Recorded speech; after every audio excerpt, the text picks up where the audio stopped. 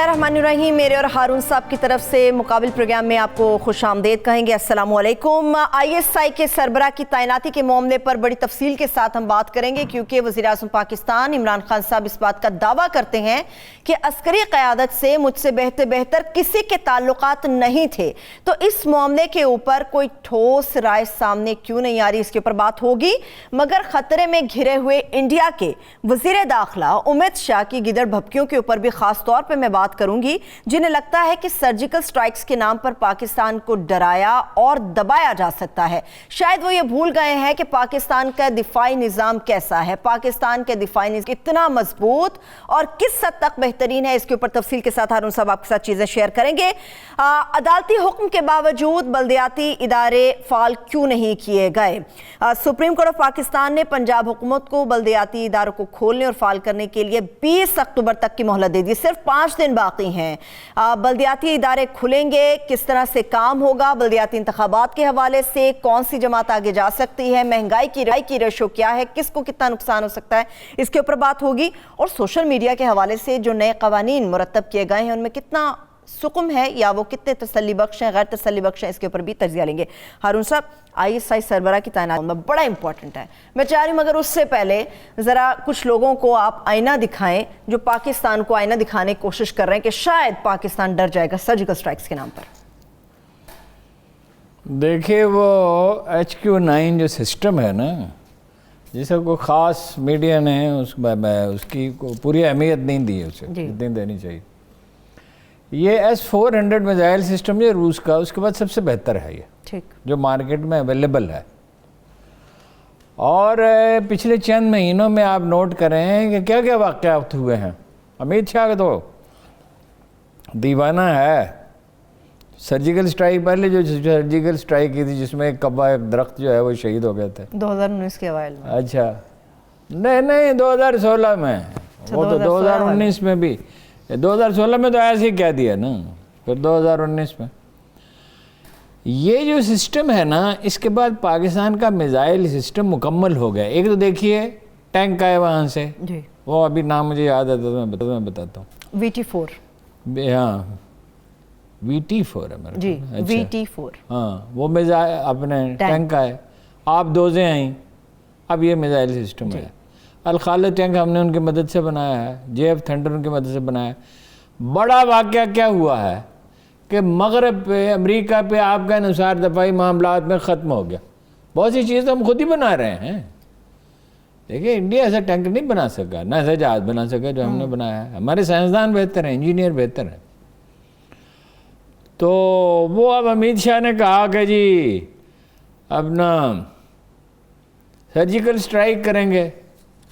ये शायरी है, ये लोकल कंजम्पशन के लिए अपने लोगों को धोखा दे रहे हैं। क्या सर्जिकल स्ट्राइक करेंगे? ये जो सिस्टम है 100 किलोमीटर तक तो ये रोक देता है। जो बड़ा वाक़या हुआ है जिसके इम्प्लिकेशन को वो ज़ाहिर माहिरीन से आप बात करें तो फिर ही पता चलता है। मतलब वो सोशल मीडिया पर अखबार में सारी चीज़ के एक्सपर्ट बन जाते हैं। अखबार में से नहीं एक्सपर्ट होते, अखबार में से एक्सपर्ट से पूछता है, उसके बाद टॉप एक्सपर्ट से पूछता है। बिल्कुल, और यही है उस मालूमात का, यही सबसे बेहतरीन ज़रिया होता है। उनका मंसूबा ये था इंडिया का कि जब कभी कोई खुदा न खास्ता जंग हो तो कराची का घेराव कर लिया जाए, मुहासरा कर लिया जाए और हर तरह की मदद और रसद जो है वो रोक दी जाए। सही, अब वो किससे ख़त्म हो गया। 100 किलोमीटर तो इसकी रेंज है, 100 किलोमीटर, तो वो तो किससे ख़त्म हो गया। सही। अब देखिए मामलात क्या हैं जहाँ वो फंसा हुआ है। हमारे लिए तो एक ही महाज है ना, अफगानिस्तान के मसाइल हैं मगर वो महाज नहीं रहा। अब इंडिया ही हमारे लिए अभी फिलहाल, इंडिया के लिए 3 महाज हैं। 3 कैसे हैं? एक चीन, एक पाकिस्तान और एक अंदर। 256 अजला में है शोरिश, 256 अजला में। और ये पूरा जो मकबूजा कश्मीर है जिसमें उनकी सबसे ज़्यादा फौज है, 9 लाख फौज है। 13-14 लाख फौज में से 8-9 लाख यहाँ है कश्मीर में। वो अब इसकी जद में है। HQ9 मिसाइल सिस्टम जो है इसकी जद में है। वो तीनों तरह के मिसाइल आपके पास हो गए, फ़िज़ा से फ़िज़ा में, مار کرنے والا ہے. فضا سے زمین پر، زمین سے فضا میں، ٹھیک ہے نا، زمین سے زمین پر ہر طرح کا میزائل سسٹم آ گیا. اچھا وہ 12 سے 14,000 فٹ کی ہائٹ پہ بیچارے مسکین بھارتی، ان کی تو تیاری نہیں تھی، چینیوں کی تو تیاری تھی، وہ تو برسوں سے تیاری کر رہے تھے، پچھلی سردیاں بھی گزاری، یہ سردیاں بھی گزاری. اب دیکھیے انڈین فوج کی کمزوریاں کیا ہے. کوئی جنگ تو اس نے لڑی نہیں ہے، 71 کو بیتے ہوئے زمانہ گزر گیا، وہ کوئی جنگ نہیں تھی، that was a stolen victory. تو ایک ڈویژن تو آرمی تھی، فضائیہ تھی نہیں، اور ایک نیم پاگل شخص اس ملک میں حکمران تھا اور اقتدار کے کشمکش میں الجھے ہوئے تھے وہ بھی، اور دونوں بڑے سیاستدان بھی، بھٹو بھی اور شیخ مجیب الرحمان. پاکستان کے ساتھ جو جنگ باقاعدہ ہوئی وہ تو اس نے کبھی نہیں جیتی، نہ 48 میں نہ 65 میں. اور آپ مجھے بتائیں کہ 62 میں چینیوں نے مار بگایا، امریکہ سے اسلحہ آ رہا تھا دڑا دڑ، اور فی کا آمدن کتنی تھی؟ کتنے؟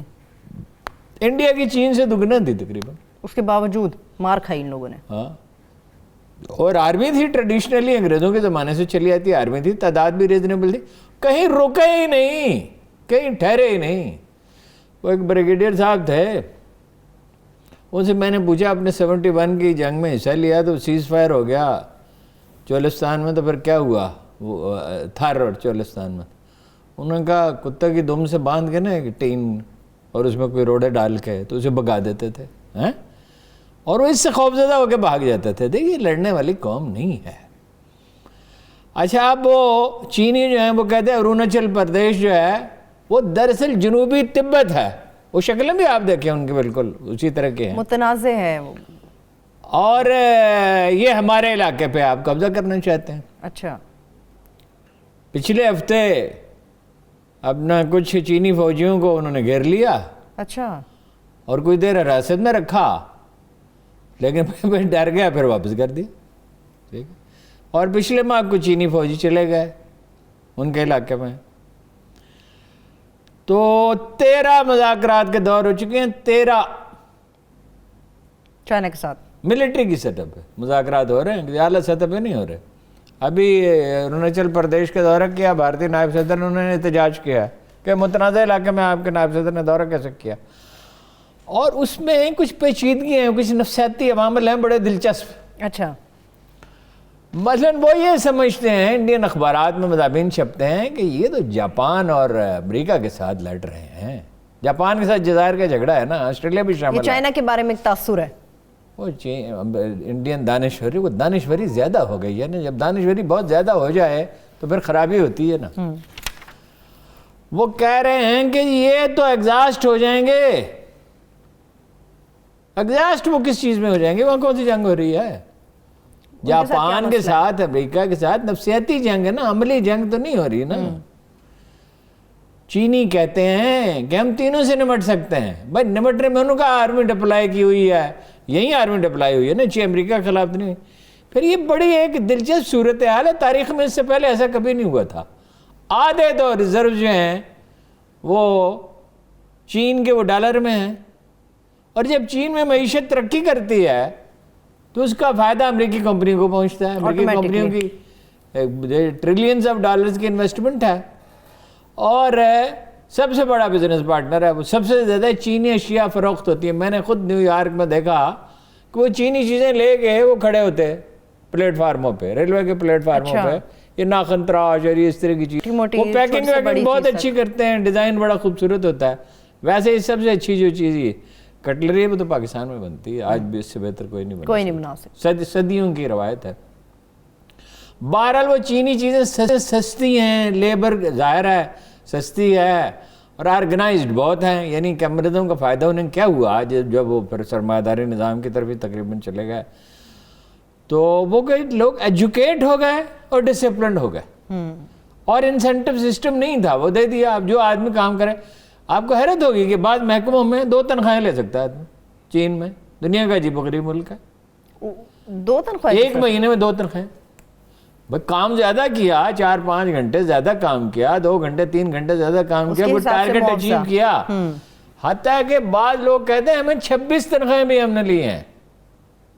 چین میں گیا تھا نا، 26 تنخواہیں بھی لی ہیں. جب اگر 12 مہینے کسی نے 2 تنخواہیں لے لیں, ایک آدمی اس کے پاس وقت بھی ہے, ولولہ بھی ہے, کام بھی کرنا چاہتا, تو پھر اس کو 2 بونس بھی مل گئے.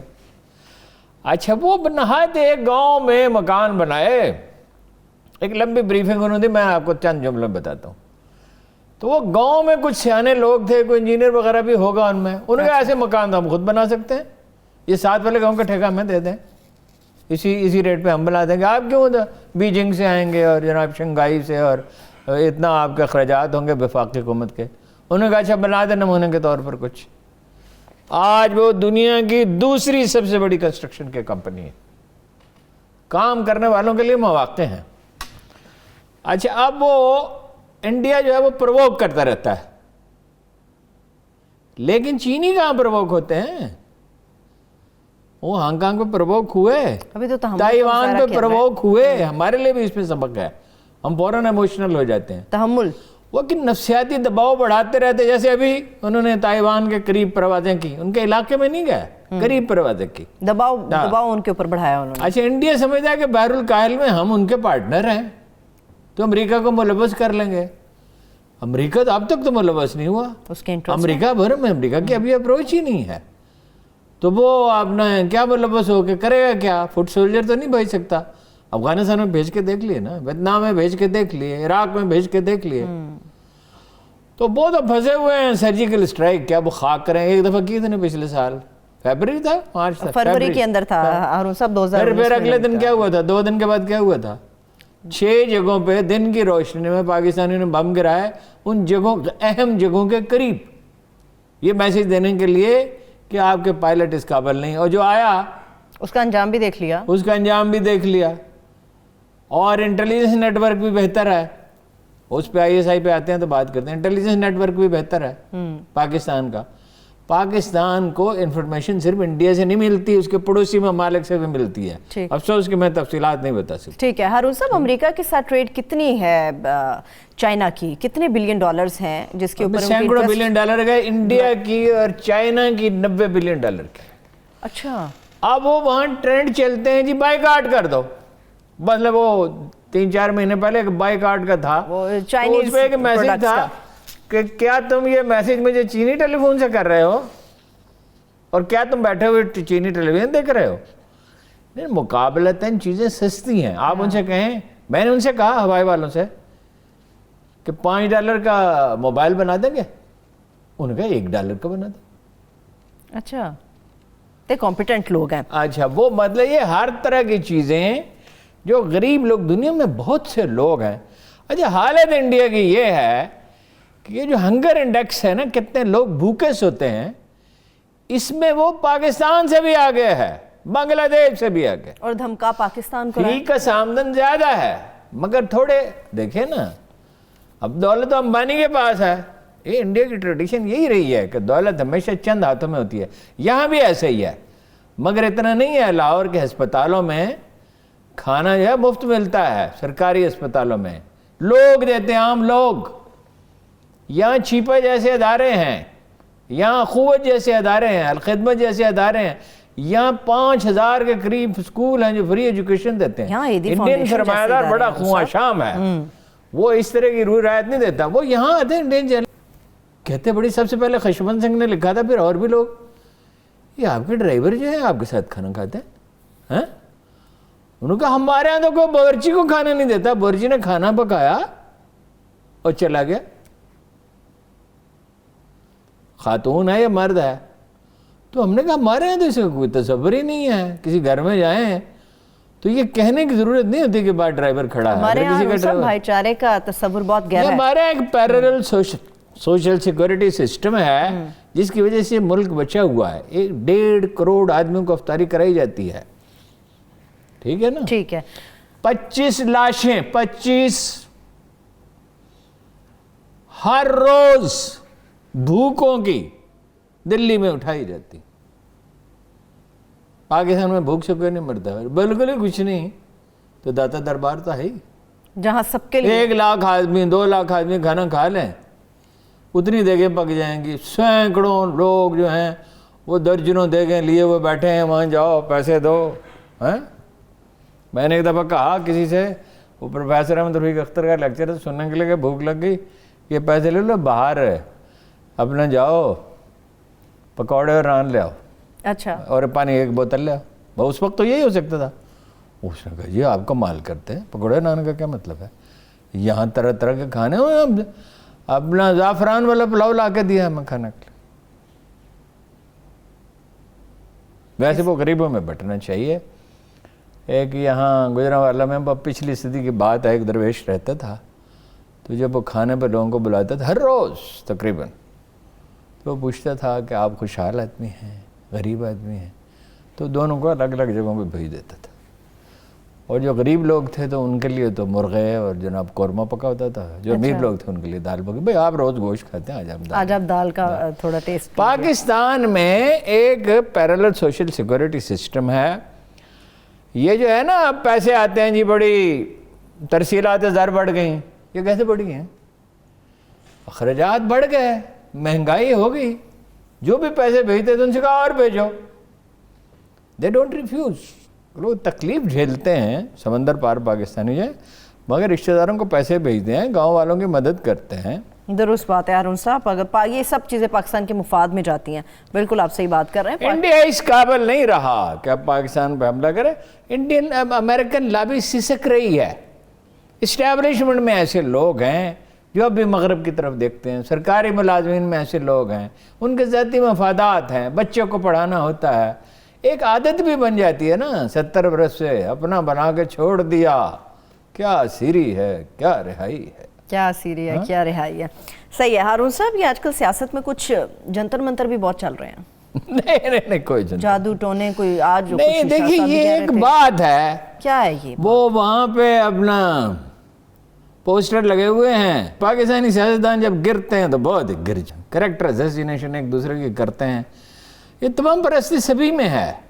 مجھے نہیں پتا اس میں کوئی کبھی کسی نے کوئی اس کا ثبوت تو دیا نہیں کہ ان کی بیگم کی کیا مداخلت ہے، یہ ایک قصہ ہے نا جو سنایا جاتا ہے، ٹھیک ہے، کوئی ثبوت بھی ہو نا، کوئی واقعہ بھی تو کوئی بتائے۔ چلیں اس پہ پھر تفصیل سے اچھا، ابھی بلدیاتی اداروں پہ نا ہارون صاحب ذرا بات کر لیں۔ اب جو موضوع شروع کیا چلیے ختم ٹھیک ہے، کریں۔ ISI کی طرف چلتے ہیں۔ یہ جو گلاس پکڑا ہوتا ہے جی، مریم نے کیا ہے؟ پانی پیتی ہیں؟ تو پانی پینے کے لیے وہ ایک خاص سٹیل کا گلاس ہے اتنا لمبا، جس میں لاہور والا لسی پیا کرتے ہیں، زبردست چیز یاد وہ یا کیوں پکڑا ہوا گلاس کیوں پڑا؟ تو وہاں پرستی ہے۔ بے نظیر جاتی تھی مانسہرہ میں، وہ بابے کا کیا نام تھا، اسی چھڑیاں کھانے کے لیے، چھڑیاں مارتے، ٹھیک ہے، اور بھی لوگ جاتے تھے۔ ایک رات کو نصف شب کے بعد ننگے پاؤں بے نظیر بھٹو نے راوی کا پل پار کیا تھا۔ اپنا زرداری صاحب کے ایک پیر صاحب تھے ہیں جی، وہ کہتے سمندر کے پاس نہیں جانا، یہیں رہو۔ ہر روز ایک بکرا، وہ ساتھ ایک گاؤں ہے وہاں منڈی لگتی ہے، نورپور شاید کیا نام ہے، صدقے کا قربان کرتے ہیں بکرا، وہ کہتے جب تک میں ہوں۔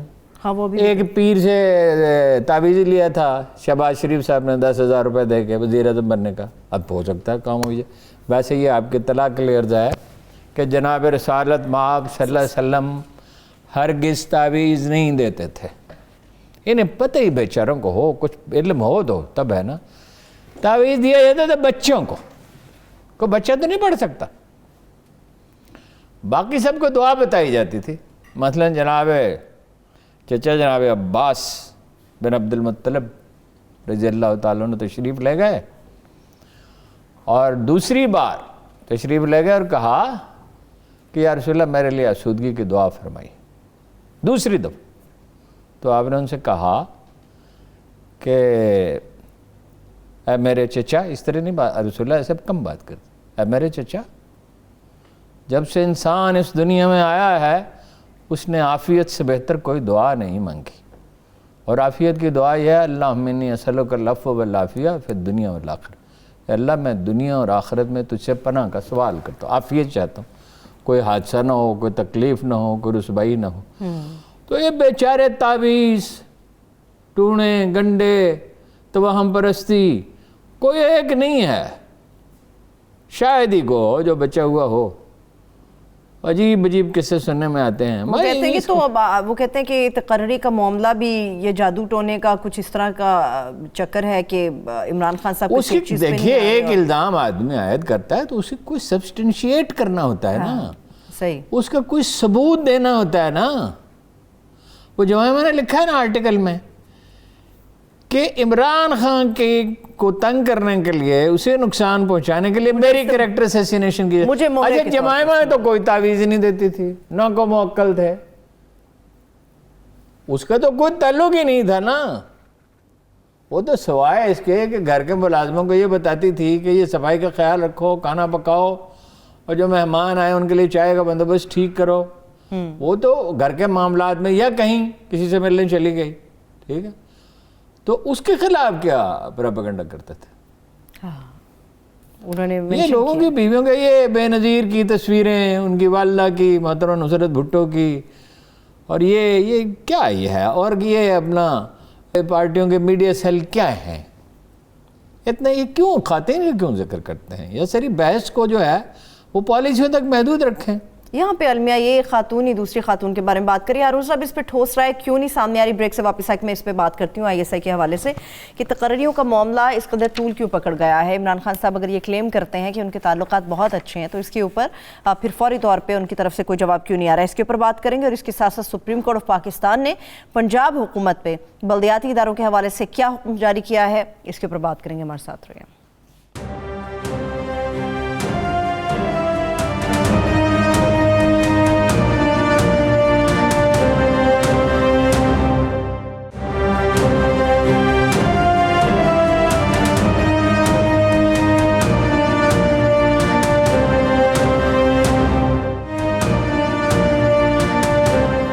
Welcome back. ہم ہارون صاحب ISI کے سربراہ کی تعیناتی کے اوپر بات کر رہے تھے. ابھی تک صرف افواہیں ہیں، کوئی حتمی طور پہ کوئی چیز سامنے کیوں نہیں آ رہی ہے کہ فیصلہ ہو گیا؟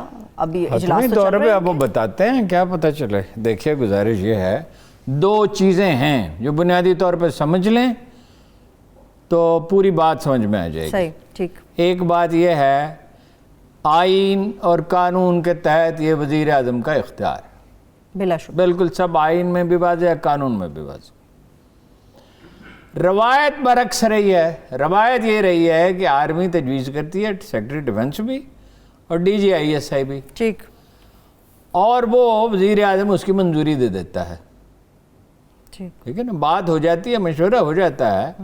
اور تعجب خیز بات یہ ہے کہ مثلاً یہ وہ جو تبلیغی جماعت کے مولوی صاحب کیا تھے، ناصر صاحب، ان کا جنرل ناصر ان کا نام جی، ناصر صاحب آپ غالباً ان کا نام بتا رہے تھے، انہیں ہٹا دیا جنرل کاکڑ نے، جو مداخلت کرتے ہی نہیں تھے، اور نواز شریف صاحب نے اس کو گوارا کیا کیونکہ وہ تبلیغی جماعت میں بہت زیادہ انوالو ہو گئے تھے. اور ظاہر ہے کہ وہ آدمی جو ہے جب ان چیزوں میں انوالو ہو جائے تو شاید بعض اوقات انصاف نہیں کر سکتا. وہ تفصیلات تو ہمارے پاس نہیں ہیں، لیکن بہرحال انہوں نے دوسرا آدمی لگا دیا اور نواز شریف صاحب نے اس کو گوارا کر لیا. پاکستان کی خاص صورتحال ہے، اور بار بار ہم اس کی وضاحت کر چکے ہیں کہ ایک ہمارا پڑوسی ملک ہے جو اسے ختم کرنے پہ تلا ہوا ہے. اب تو وہ اپنے اسٹریٹجک پارٹنر بھی ہے امریکہ کا، اور جاپان، آسٹریلیا بھی اس میں ہے. اور وہ دیکھا افغانستان سے کیا کرتا رہا، اور ایران کی سرزمین بھی استعمال کرتا رہا، اور کیا کیا تماشے نہیں کیے. اب بلوچستان میں کیا کچھ نہیں ہوتا. ٹریڈیشن یہ ہے کہ وہ فوج تجویز کرتی ہے، قانونی حق اس کا ہے. اب وہ جو بات سچی ہے وہ احمد ڈوگر نے بتا دی ہے، اسی لیے اسے نوٹس بھی ملا ہے کہ تو نے بات ہی پوری بتا دی. بھائی ٹریننگ تو ان لوگوں کے ہے نہیں نا. وہ یہ ہے کہ وہ چاہتے تھے کہ کچھ عرصہ رہیں وہ. ٹھیک، فیض حمید صاحب. اب آپ اس پہ غور کیجئے کہ 3.5 سال تو ان کو ہو گئے تھے. 3.5 سال جو ہو گئے تو یہ تو ہوتا نہیں ہے کہ لیفٹیننٹ جنرل جو ہے وہیں جمع رہے. بہت ریئر صورتوں میں ہوتا ہے، ایک جگہ پر ہے، اس کو کور دینی ہوتی ہے. صحیح بات. کور کمان، تاکہ آگے چل کر اگر اسے چانس ملے، he is one of the seniors, کہ بھائی نیا چیف آخر ایک دن اس چیف کو چلے جانا ہے، اس کی جگہ نئے چیف کو آنا ہے. اب دنیا میں بارہا اس نقطے کی وضاحت کی ہے کہ دنیا میں ترقی وہاں ہوئی ہے جہاں سول ادارے مضبوط ہوئے، جہاں پولیس ٹھیک تھی، جہاں عدلیہ ٹھیک تھی نہیں ہے، جہاں کبھی رہا ہے تاریخ میں، پولیس ٹھیک ہو، عدلیہ ٹھیک ہو، سول سروس ٹھیک ہو، فوج کا کام ملک کا دفاع کر رہا ہے. تو ایک پرٹیکولر سچویشن ہے، پاکستان کو تھریٹ ہے اس کی وجہ سے. تو میرا اپنا خیال یہ ہے، یہ دیکھیے بنا کا مسئلہ بن جاتا ہے نا، پاور انٹاکسینیشن بڑی بری چیز ہے، بہت بری چیز۔ بیٹے باپ کے خلاف بغاوت کرتے ہیں، باپ جو ہے وہ اولاد کی، وہ ہمایوں نے آنکھیں نکلوا دی تھی اپنے بیٹے کی، جس کو بڑا نرم خو سمجھا جاتا ہے۔ اور کتنے واقعات ہیں تاریخ، شاہ جہاں نے بغاوت کی، جہانگیر نے بغاوت کی، اکبر نے کی، لیکن یہ دونوں ہوش مند آدمی ہیں، اور یہ مفروضہ غلط ہے کہ جو آدمی پیچھے ہٹے گا اس کی توقیر نہیں ہوگی، یہ بالکل غلط مفروضہ ہے۔ میں نے اس پہ غور کیا ہے کافی، جو آدمی لچک دکھائے گا اس کی توقیر میں اضافہ ہوگا، اور سول اداروں کو بتدریج مضبوط کرنا چاہیے۔ لہذا اس پہ بیٹھ کے بات کر کے، ویسے مجھے ابھی تھوڑی دیر پہلے ایک بہت سینئر آدمی سے میں نے بات کی تو اس نے کہا 1-2 دن میں ہو جائے گا۔ ٹھیک ہے، چلیے یہ تو بڑی اچھی بات پاسبلٹی ہے، ہو جائے گا۔ دیکھیے ISI کوئی ایک عام آرگنائزیشن نہیں ہے۔ پہلی بات تو یہ ہے کہ اخباروں میں جو مضمون چھپ رہے ہیں پڑھ کے حیرت ہوتی ہے۔ آج ایک بڑا قیمتی مضمون کسی نے مجھے بھیجا، بڑا کمال کا مضمون ہے۔ کیا تھا اس میں لکھا کہ جی 80 کے عشرے میں جناب اختر عبد الرحمن اور جناب حمید گل نے یہ کیا اور ایسا کیا اور وہ کیا اور اس کو بڑا مضبوط بنا۔ جناب والا اس کا پولیٹیکل سیل جو ہے وہ جناب ذوالفقار علی بھٹو نے بنایا تھا۔ کوئی ایک شخص بھی اس کی تردید نہیں کر سکتا کہ بھئی اس کا ڈھانچہ، انہوں نے کہا چونکہ مضبوط ہے، IB کے ڈھانچہ اتنا مضبوط نہیں ہے، آبویسلی فوجیوں کی ٹریننگ زیادہ بہتر ہوتی ہے۔ اور یہ ادارہ اتنا بڑا بن گیا تھا، اتنا طاقتور اور انفلوئنشل تھا، اتنی اچھی تربیت تھی۔ جناب اختر نے بہت اچھا لوگوں کو ٹرینڈ کیا، جناب حمید گل بھی لوگوں کو موٹیویٹ کرنے کی بڑی صلاحیت رکھتے تھے، اور بتدریج بڑھتے بڑھتے پھر جناب حمید گل نے بے نظیر بھٹو سے کہا تھا پہلی بریفنگ میں کہ ایک ISI جیسا ادارہ بنانے کے لیے ایک افغانستان کی ضرورت ہوتی ہے۔ جتنا بڑا چیلنج ہوتا ہے اتنی زیادہ اوپر اٹھتا ہے۔ درست بات ہے۔ اور یہ اتنا ہی اہم ادارہ ہے جتنی بری فوج ہے، جتنی فضائیہ ہے، جتنی بحریہ ہے۔ اور اس میں ویسے ایک دلچسپ بات آپ کو بھی بتاؤں کہ سیولینز کی تعداد زیادہ ہے، عام طور پر یہ تصور نہیں ہے لوگوں کو۔ ہاں، تو یہ اس نے بنیادی طور پر تو یہ MI کا کام تھا، کاؤنٹر انٹیلیجنس، لیکن ISI نے ایسی مہارت پیدا کی افغانستان کی وجہ سے، آپ کو فنڈز بھی ملے، آلات بھی ملے، اس وقت ضرورت تھی اس کی، اور لکیلی ایسے افسر بھی مل گئے۔ مثلا وہ جو مشہور کتاب ہے The Bear Trap بریگیڈیئر یوسف کی، تو ان سے میں ملا تو پتہ چلا کہ جب ان کو جنرل اختر نے بلایا پہلی دفعہ تو وہ بڑے جسیم قدابر آدمی تھے۔ مطلب یہ اگر آپ فلمیں امریکہ کی دیکھتے ہیں، وہ جو بڑے بڑے دکھائے جاتے ہیں نا پہلوان، بلکہ اس کو دیکھ کے بریگیڈیئر یوسف کو حیرت ہوتی تھی کہ ایک آدمی اتنا صحت مند بھی ہو سکتا ہے، اتنا قدابر اور اتنا مضبوط جسم کا حامل۔ وہ سادہ آدمی تھے، کتاب ان کی پڑھائی جاتی ہے ساری دنیا میں، The Bear Trap، روسیوں کو کیسے شکست۔ ایسے آدمی تھے وہ کہ صبح جب دفتر جاتے تھے ناشتہ کر کے، چاہے 12 گھنٹے وہاں رہیں، کھانا نہیں کھاتے تھے۔ کہتے تھے یہ جہاد کا پیسہ ہے، یہ میرے لیے جائز نہیں ہے، چاہے تو مجبوری ہے، میں اتنا صبر تو نہیں کر سکتا۔ تو وہ جب ان کو جنرل اختر عبد الرحمن نے بلایا اور ان سے کہا کہ یہ کام آپ نے کرنا ہے، بڑے اچھے افسر تھے بھائی، قدابر تو تھے ہی، مخلص اور سادہ آدمی تھے۔ انہوں نے کہا یہ کیا ہے، امریکہ اور روس کی جنگ، ہمیں اس سے کیا لینا دینا؟ اور ان کو سمجھانے کی کوشش کی، وہ اپنی بات پڑے رہے، مضبوط آدمی تھے۔ تو جنرل اختر نے کہا میرا خیال ہے ہمارا شوگر لیول ڈاؤن ہے دونوں کا، ایک کافی کے پہلے پئیں پھر اس کے بعد بات کرتے ہیں۔ تو اس کے بعد وہ راضی ہو گئے۔ یعنی ضیاء الحق والے واقعے کے باوجود انڈینز اتنا ڈرے ہوئے تھے کہ اپنا سندھ کا پورا نیٹ ورک حوالے کرنے کے لیے تیار تھے۔ جنرل حمید گل کی اور آگے چیف کی جنیوا میں ایک میٹنگ ہوئی، بعد میں مجھے ایسے کے بعد افسروں نے کہا یہ غلط بیانی آپ کر رہے ہیں۔ میں نے کہا میرے پاس اور بھی بہت سی معلومات ہیں، نہ عمران خان صاحب کو کابینہ کا اجلاس بلانا چاہیے، کابینہ میں ڈسکس کرنے کی چیز نہیں، نہ پارلیمانی پارٹی کو، نہ فواد صاحب کو پریس کانفرنس کرنی چاہیے تھی۔ اس سے کنفیوژن دور تو نہیں ہوا، بڑا ہے۔ کشمیر میں اس کا کتنا امپیکٹ ہے ہارون صاحب؟ اگر یہ معاملہ ایسے معلق رہتا ہے تو کشمیر میں اس کا کتنا امپیکٹ پڑتا ہے؟ کشمیر کی یہ کیا ہے کہ بھئی ایک پیج پر بھی ہیں اور وزیر اعظم صاحب کہتے ہیں میں ان کی بڑی عزت کرتا ہوں، وہ کہتے ہیں میں ان کی بڑی عزت کرتا ہوں۔ یہ بات صحیح ہے، لیکن آپ کے پاس کوئی چوائس تو نہیں ہے۔ یعنی اسٹیبلشمنٹ کو یہ مشورہ دیا گیا تھا کہ PTI جیت جائے تو عمران خان کو وزیر اعظم نے بنایا، ضدی آدمی ہے، مجھ سے کسی نے پوچھا, میں نے کہا کیا بچے کرنا بات ہے, لیڈر وہ ہے, اگر پی ٹی آئی سے بنے گا تو وہی بنے گا, وہی بنے گا. غلام اسحاق نے کوشش کی تھی نا جتوئی کو بنانے کی, تو نہیں بنا سکتے تھے نا جو آدمی جو, کیونکہ اس لیے کہ 90 کی کمپین میں تو نواز شریف لیڈر بن کے ابھرے تھے. ایک ویسے بڑا دلچسپ پہلو ہے اس کا, کیا؟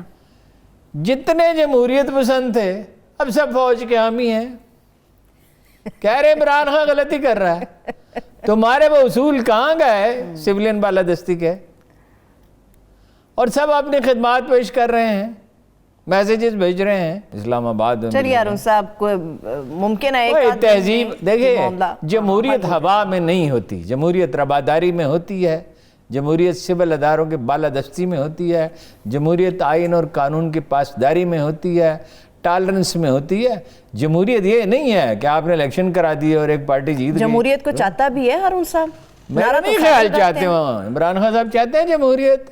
بلدیاتی ادارے کہاں ہیں جن کے لیے انہوں نے ایک ایکٹ بنایا تھا, اس پہ بات کرتے ہیں. ٹھیک ہے, ابھی بلدیاتی اداروں کی طرف ہی ہارون صاحب, پھر چلتے. سپریم کورٹ نے حکم دیا, توہین عدالت ہوا, 20 اکتوبر کی ڈیٹ آ گئی ہے پنجاب گورنمنٹ کے پاس, 5 دن باقی رہ گئے ہیں, بات ہے جمہوریت کی. سیکرٹری بلدیات سے چیف جسٹس نے کہا آپ کو جیل بھیج دیں. چیف سیکرٹری کو طلب کر لیا ہے, موجودہ کو بھی پرانے کو بھی, کہ ہم حکم دیتے رہے, کتنا عرصہ ہو کے پہلے حکم دیا تھا مارچ میں جی, اب تک اس کی پاسداری کیوں نہیں ہو سکی. سہیل صاحب تھے ایف بی آر کے چیئرمین بھی, سیکرٹری اسٹیبلشمنٹ تھے, ان سے کہا گیا تھا جب اسی طرح ان کا آپ کی نوکری ضبط کر لیں گے. ضبط کرنے کا مطلب ہے نوکری سے بھی گئے, سارے بینیفٹ سے بھی گئے. سہیل صاحب حالانکہ بہت ریسپیکٹیبل افسر تھے, تو لیکن انہوں نے فوراً اپنا جو عدالت کا حکم مانا, اور مجھے یاد نہیں قصہ کیا تھا. آپ کو یاد ہے لوگ کتنی جلدی بھول جاتے ہیں کہ گیلانی صاحب کیسے نکلے تھے, عدالت نے ایک حکم دیا تھا. تو کیا آپ کا کیا خیال ہے, عثمان بزدار کے خلاف کارروائی نہیں ہو سکتی؟ ہو سکتی ہے. وہ کون ذمہ دار تو یہ عثمان بزدار ہے, سیکرٹری بلدیات تھوڑی ذمہ دار ہے, یہ چیف سیکرٹری تھوڑی ذمہ دار ہے, فیصلہ تو چیف منسٹر نے کرنا ہے. اچھا اب دیکھیے پھنس کہاں گئے ہیں. ایکٹ بنا دیا 2019 میں, پہلے تو یہ معطل کر دیے ادارے, بھائی آپ کو کیا اختیار ہے معطل کرنے کا, اور عدالت میں پہلے تو 1 سال تو شہباز شریف صاحب کھا گئے بلدیاتی اداروں کا. الیکشن ہو گیا, سال بھر حلف ہی نہیں ہوا. ٹھیک ہے, وہ بلدیاتی ادارے چاہتے تھے, وہ تو اپنا چیف جسٹس نے سپریم کورٹ نے پریشر ڈال کے تو بلدیاتی الیکشن کرائے تھے. ابھی عدالت ہی پریشر ڈال رہی ہے, بات حلف تک پہنچی. بھائی دنیا میں لیڈرشپ بلدیاتی اداروں سے, اردوان کہاں سے آئے تھے؟ اردوان میر تھے, نچلی سطح سے اوپر آئے. وہ جو عوام پارٹی ہے, کیا ہے وہ اپنا کجریوال جو ہے, عام آدمی پارٹی, وہ کہاں سے آئے تھے؟ وہ بھی نچلے وہ بلدیاتی اداروں سے آئے تھے.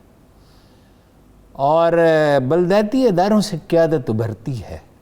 یہ جو ہے نا کہ قومی اسمبلی کے اور صوبائی اسمبلی کے ارکان جو ان کے دروازوں پہ لوگ کھڑے ہوں سڑکوں کے لیے اور پلوں کے لیے اور نالیوں کے لیے اور سکولوں کے لیے, ہر چیز کے لیے, یہ بلدیاتی اداروں کا کام ہے. اب بجٹ تو ہے, اب قانون تو پاس کر دیا کہ 1/3 بجٹ ان کو دیں گے, لیکن ادارے معطل کر دیے. وہ بھائی لندن کا میئر ایک دوسری پارٹی کا ہوتا ہے اور حکومت ایک اور پارٹی کی ہوتی ہے. یہ ٹالرنس و جمہوریت ہے, کوئی ان میں سے نہیں چاہتا. بلدیاتی ادارے, سندھ حکومت کیا کہہ رہی ہے, نئی مردم شماری کی بات کرائیں گے. او بھائی نئی مردم شماری کے بغیر جنرل الیکشن ہو سکتے ہیں, بلدیاتی نہیں ہو سکتے. اب وہ بھائی دے دیں ان کو, اب کو وقت رہ کون سا گیا دسمبر میں. ویسے بلدیاتی الیکشن تو اب مجبوری بنتے جا رہے ہیں. اور دوسرا یہ ہے کہ پرویز ملک صاحب کا انتقال ہو گیا. جی اللہ تعالیٰ ان کو رحمت کرے. ویری پاپولر پرسن, شریف آدمی تھے, دھیمے آدمی تھے.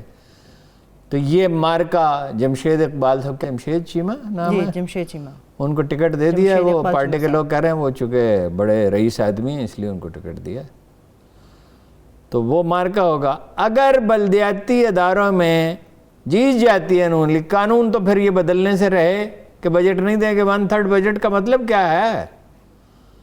تو بڑا بلدیاتی الیکشن بہت مشکل ہوں گے ان کے لیے. ایک اور مشکل ہارون صاحب نچلی سطح پہ مہنگائی کی بھی تو ہے. مہنگائی تو دیکھیے نا انیویٹیبل ہے. ایک تو ہے جو بد سلیقی ہے, بد انتظامی ہے. میجسٹریٹ نہیں ہے, دکاندار من مانی قیمتیں وصول کرتے ہیں. ایک ہی چیز آپ کو ایک جگہ 100 روپے کی ملے گی, دوسری جگہ 150 کی ملے گی, 3 سے 4 ریٹ ہیں جو 300 مختلف ملتے ہیں آپ کو ایک ہی چیز کے. لیکن کچھ چیزیں مہنگی ہو گئی ہیں. مثلا گیس جو ہے, جس کا بڑا بحران پیدا ہونے والا ہے دسمبر جنوری میں, 5 سے 6 گنا. کبھی ایسا نہیں ہوا تھا. جب تیل شاہ فیصل کے انیشیٹو پہ تیل بند ہوا تھا, اس وقت کوئی پرائسز بڑی تھی. اس سے پہلے تو تیل بہت سستا ہوتا تھا, 10 روپے کا تو مجھے یاد ہے.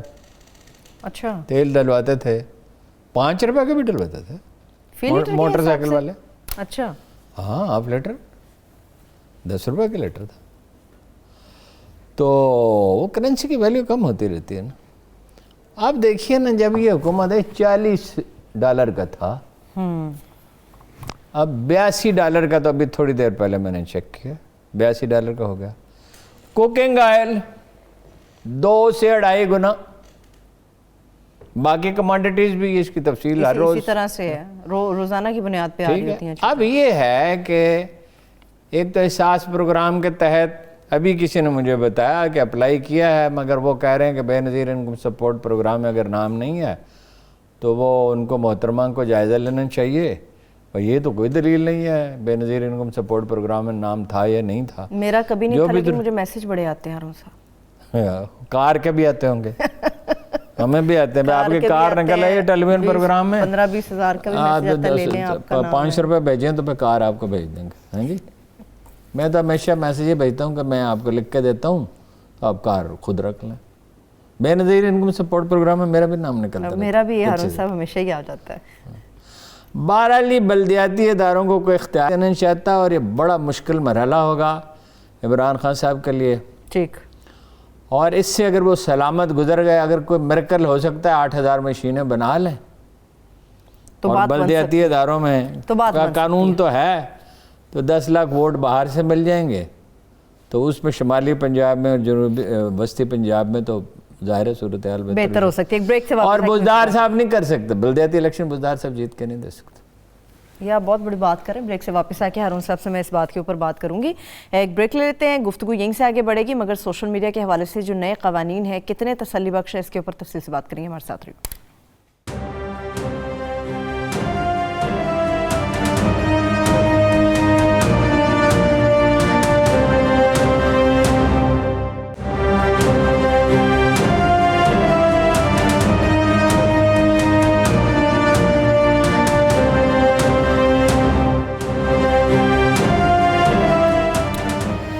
Welcome back.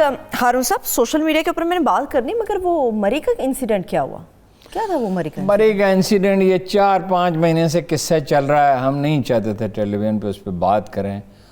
وہ ایک انلیگل بلڈنگ, وہ خاتون کا موقف ہے کہ بن رہی ہے. میری ان سے بات ہوئی ہے, مری کے اے سی سے, اچھا, ڈپٹی کمشنر سے, کمشنر سے, یا صوبائی حکام سے. وہ کہتے ہیں جی ہاں بالکل انلیگل ہے, اچھا, اور ہم اس کو گرا دیں گے. ایک دن وہ یقین دلاتے ہیں گرا دیں گے, دوسرے دن پتہ چلتا ہے کہ نہیں گرا رہے. وہ کہتے ہیں ویکینڈ پہ گرا دیں گے, پھر کہتے ہیں رات کو گرا دیں گے, پھر کہتے ہیں اچھا. وہ بارسوخ لوگ ہیں. مری میں بہت سی غیر قانونی بلڈنگیں بنتی رہتی ہیں اور بکتی رہتی ہیں.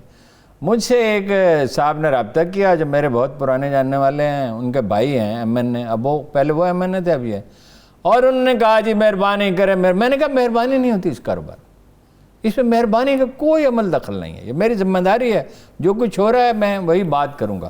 انلیگل بلڈنگ کیوں بن رہی ہے, اور اس پہ اگر ایک خاتون احتجاج کر رہی ہے تو آپ اس کو تنگ کیوں کریں, اس کو مارا پیٹا ہے, اور ان کے کبھی گھر کے دروازے توڑ دیتے ہیں, کبھی کوئی دھمکیاں دیتے ہیں. وہ بھی خاتون بھی بڑی باہمت ہے, وہ دکھا دیں آپ دونوں کا.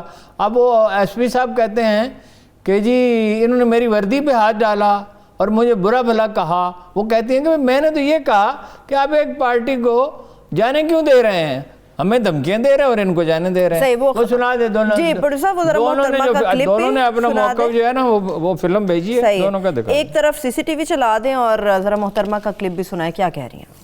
میں فرزانہ اعجاز بول رہی ہوں. میں اس وقت بھی سنی بینک چوکی کے سامنے ہوں.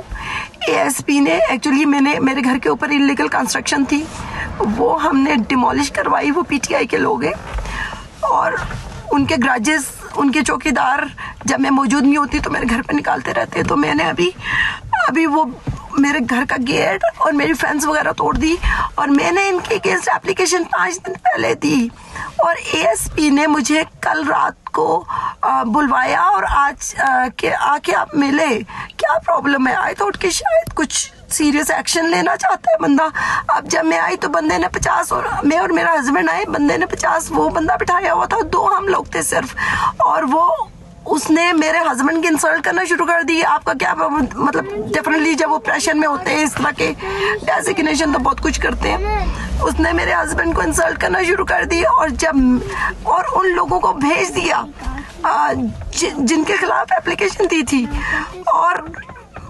और मैं जब नीचे थी गाड़ी में तो मैं भाग के ऊपर आई कि आप सर उनको कैसे भेज सकते हैं? नहीं, मैंने सर नहीं कहा, क्योंकि मैं सर नहीं कहूंगी। अगर वो तू तड़ाक से बात करेगा तो मैं इज्जत कैसे दे सकती हूँ? मैंने कहा कैसे भेज सकते हो?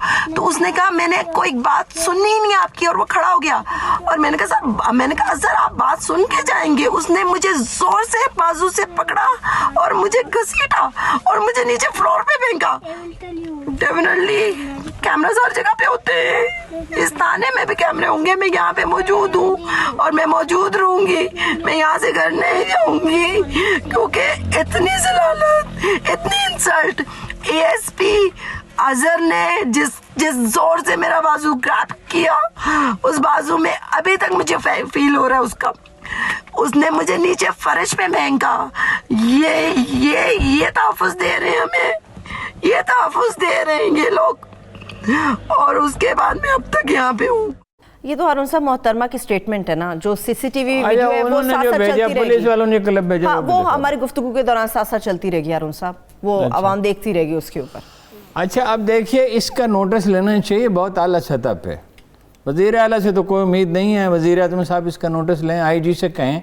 देखिए उन्होंने एक प्रेस रिलीज़ जारी की है पिंडी पुलिस ने, और सदर के एसपी को, एसएसपी को, एसपी को उससे कहा गया कि वो तहकीकात करे। अच्छा। मगर प्रेस रिलीज खातून के खिलाफ जारी कर दी। भाई ये किस तरह की तहकीकात है? रात वाक़या हुआ है, सुबह आपने नताइज भी अखज़ कर लिए और जारी भी कर लिए। मतलब इसकी प्रॉपर तहकीकात होनी चाहिए। हम ये नहीं कहते कौन सच्चा है और कौन झूठा है, वह प्रॉपर तहकीकात तो हो। और ये गैर कानूनी बिल्डिंग्स क्यों बन रही हैं मरी में? बार बार खान साहब का बड़ी तरजीह है माहौलियात, और वो जो बड़ी बड़ी अज़ीमुश्शान बिल्डिंगें मिट्टी के तमीर बन रही हैं, शहर तो बर्बाद हो जाएगा। पहले ही एक टूरिस्ट स्पॉट के तौर पे मरी की शोहरत अब अच्छी नहीं रही, वहाँ से गुरेजा होते हैं लोग जाने के लिए। चलिए ठीक है, लेट्स सी इसके ऊपर एक्शन होता है कि नहीं। मगर जो सोशल मीडिया के हवाले से फैसले किए जा रहे हैं कि एक्शन इन पे होगा, नए कवानीन बना दिए हैं, कैसे हैं हारून साहब, ये तसल्ली बख्श है? देखिए कवानीन तो वो बड़ी शदीद ज़रूरत थी, लेकिन वो जो कवानीन बने पहले तो मैं आपको बताता हूँ वो क्या है। 5 लाख जिस कंपनी के हैं सार्फ हैं, वो अपना रजिस्ट्रेशन कराएगी 3 माह के अंदर। अच्छा। और मवाद नशर नहीं होगा जिसमें तशद्दुद हो, जो कौमी सलामती के इदारों के ख़िलाफ़ हो, इस्लाम के ख़िलाफ़ हो, पाकिस्तान के ख़िलाफ़ हो, जिसमें पुरतशद्दुद मनाज़र दिखाए जाएँ, जिसमें फ़िरक़ावारियत हो, जिसमें नफ़रत फैलाई जाए, और अल्लाह अज़ल क्या जो सारी चीज़ें हैं, और 48 घंटे में उसको हटाना होगा। और जो अफवाज के ख़िलाफ़ अगर हो तो 12 घंटे में हटाना होगा, वरना 50 करोड़ रुपए जुर्माना हो सकता है, 50 करोड़ रुपए, और आर्ज़े ये मुस्तकिल पाबंदी लग सकती है। और बहुत सी चीज़ें हैं उसमें, वो तो खैर डिटेल्स की चीज़ें हैं, लेकिन मेरा ख्याल है कि बहुत जल्दी में बनाया गया कानून है। इसको समझते नहीं हैं कानून बनाने वाले, कोई हरकरेजी नहीं की गई कि ये अदारे ट्विटर, इंस्टाग्राम, फेसबुक, टिकटॉक वगैरह वगैरह, बहुत सारे और भी हैं, ये जो 5-6 अदारे ये कितने ताकतवर हैं। दूसरी बात यह है कि इसमें इंडिया का कितना इन्फ्लुएंस है। वॉल स्ट्रीट जर्नल ने एक आर्टिकल छापा कि इन अदारों के ताल्लुकात हैं भारतीय हुकूमत के साथ नहीं, भारतीय इंतहा पसंदों के साथ। इस पे जनाब भारत से एहतजाज किया गया कि इन लोगों को निकाला जाए जो इंडिया में इन अदारों के मुलाजिम हैं। कोई 43 करोड़ लोग सोशल मीडिया इस्तेमाल करते हैं इंडिया में, पाकिस्तान में कहते हैं 4 करोड़। تو اتنا بہت سا ڈفرنس ہے. اور انہوں نے یہ فیس بک والوں نے $5.7 بلین کے انویسٹمنٹ کی ہے کر رکھی ہے. اور دوسرے صاحب بھی ہیں, کیا نام ہے ان کا؟ امبانی صاحب کی آپ بات کر رہے ہیں؟ نہیں, وہ دوسرے جو ہیں مارک زکربرگ کی بات کر رہے ہیں, وہ بھی وہاں اپرچونٹیز تلاش کر رہے ہیں. دیکھیے اس میں جب وہ کسانوں کی تحریک وہاں جاری تھی تو سینکڑوں اکاؤنٹ بند کرائے انڈینز نے. اب وہ کسان کس چیز کا مطالبہ کر رہے تھے؟ ان کو مطالبہ تو ایسا نہ متشدد کر رہے تھے, وہ اپنا حق مانگ رہے تھے. ٹھیک ہے. کشمیریوں کے اکاؤنٹ بند کرائے, جو کہ ایک جدوجہد آزادی اور اس کو 90% لوگوں کی حمایت حاصل ہے. اس پہ آصف غفور صاحب نے احتجاج کیا ان سے. لیکن اب مشکل یہ ہے کہ اقوام عالم میں آپ کا رسوخ کتنا ہے, آپ نے جدوجہد کتنی کی ہے. دیکھیے کب سے میں یہ بات کہہ رہا ہوں, حکومت بھی اس کی ذمہ دار ہے, اور اپوزیشن پارٹی کو تو پرواہ ہی نہیں ہے نا کہ کشمیر بھی کوئی چیز ہے. کبھی آپ ان سے ذکر سنتے ہیں شہباز شریف سے, زرداری سے, اور لوگوں سے, محترمہ اپنا مریم سے, کشمیر کا کبھی نام بھی لیتے ہیں, مقبوضہ کشمیر کا. اچھا کوئی آپ نے تحریک نہیں چلائی دنیا میں, کوئی لوگ ٹرینڈ نہیں کیے, اوورسیز پاکستانی جس کے لیے روپیہ خرچ کرنے کے لیے تیار ہیں, ٹھیک ہے, آپ کا مفت میں کام کرنے کے لیے تیار ہیں. آپ نے اپنے اب ان قواعد کو سمجھیں جو ان اداروں کے ہیں, ان کے اندر رہتے ہوئے اکاؤنٹس بنائیں, فوری طور پہ اس کا جواب دیں, ان اکاؤنٹس کو ایکٹیو رکھیں, دلیل سے اپنی جنگ لڑیں.